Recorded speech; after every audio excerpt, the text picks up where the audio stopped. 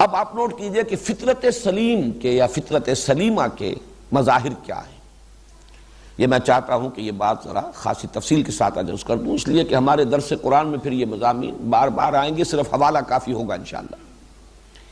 اس کے دو مظہر ہیں. فطرت اگر سلامتی پر، صحت پر برقرار ہے، یا اگر کہا جائے اگر وہ پرورٹ نہیں ہوئی ہے، اس کے اندر فساد پیدا نہیں ہوا ہے، صحیح ہے، سلیم ہے، تو دو چیزیں ہوں گی موجود. ایک ہے جذبہ شکر اور جذبہ رحم. یہ در حقیقت ایک ہی کیفیت کے دو رخ ہیں. شکر کیا ہے؟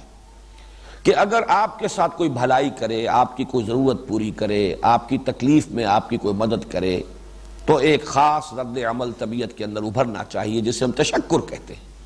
احسان مندی کے جذبات قلب میں ابھرنے چاہیے. اگر نہیں ابھرتے، بے حس ہو گیا انسان، منعم اور محسن کے لیے یہ جذبات تشکر اس کی فطرت سے، اس کے قلب کی گہرائیوں سے یہ چشمہ نہیں ابلتا، تو معلومہ سوتا خشک ہو چکا، فطرت پرورٹ ہو چکی. اسی کا دوسرا رخ ہے رحم. دوسرے کو تکلیف میں دیکھ کر، دوسرے کو احتیاج کی کیفیت میں. شکر ہوتا ہے جب آپ کی تکلیف میں کسی نے آپ کی مدد کی، آپ کی کوئی احتیاج کسی نے پوری کی، آپ کو کوئی انعام دیا، آپ پر کوئی احسان فرمایا، تو اس کے جذبے، اس کے بدلے میں، اس کے جواب میں شکر پیدا ہوگا. لیکن آپ نے کسی کو دیکھا تکلیف میں، احتیاج میں، مصیبت میں، اور آپ اگر اس کی صلاحیت رکھتے ہو، وسعت رکھتے ہو کہ اس کی مدد کر سکیں، تو اب آپ اس کی طرف متوجہ ہوئے، مدد کرنے کے لیے ایک جذبہ آپ کے اندر ابھرا. یہ رحم ہے.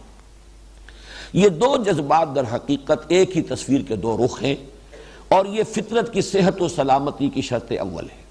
یہ ہے تو فطرت صحیح ہے، اور اگر یہ نہیں ہے تو فطرت مر چکی، فطرت پرورٹ ہو چکی، اس میں فساد پیدا ہو چکا. دوسری شے لازمی ہے اخلاقی حس. نیکی اور بدی کا امتیاز اور شعور. یہ نیکی ہے، یہ بدی ہے، یہ خیر ہے، یہ شر ہے. یہ بھی قرآن کہتا ہے کہ نفس انسانی میں ودیت شدہ چیز ہے یہ. فَأَلْهَمَهَا فُجُورَهَا وَتَقْوَاهَا. انسان محتاج نہیں کہ اسے بتایا جائے کہ سچ بولنا اچھا ہے، جھوٹ بولنا برا ہے. انسان کے لیے یہ ضروری نہیں ہے کہ کوئی اسے بتائے کہ وعدہ پورا کرنا، وفا کرنا یہ خیر ہے، اور وعدہ خلافی کرنا یہ شر ہے. انسان کو بتانے کی ضرورت نہیں ہے. انسان جانتا ہے والدین کے ساتھ حسن سلوک یہ خیر ہے، اور اگر ان کے ساتھ انسان اس کے برعکس روش اختیار کرتا ہے، بدسلوکی کرتا ہے، بے ادبی کرتا ہے، تو یہ شر ہے. یہ چیزیں انگرینڈ ہیں ہیومن نیچر میں، ودیت شدہ ہیں. تو خیر و شر کا امتیاز اور شعور، اور اس پر اضافہ کیجئے خیر کی طرف، نیکی کی طرف رغبت، اور شر سے اور بدی سے کچھ نفرت. چاہے کوئی دوسرے عوامل انسان پر اتنے اثر انداز ہو جائیں کہ آدمی کو برا کام کر رہا ہے، کچھ ریشنلائز کر رہا ہے، کچھ اپنے لیے بہانے اس نے تلاش لیے ہیں، کچھ مجبوری کا اس کے پاس کوئی عذر ہے، کر رہا ہے، لیکن اس کی فطرت پھر بھی ابا کر رہی ہو، اندر سے اسے اس کا ضمیر جو ہے وہ ملامت کر رہا ہو، تو معلوم ہوگا کہ فطرت صحیح ہے، سلیم ہے. یہ دو ہیں مظاہر فطرت کے صحیح ہونے کے.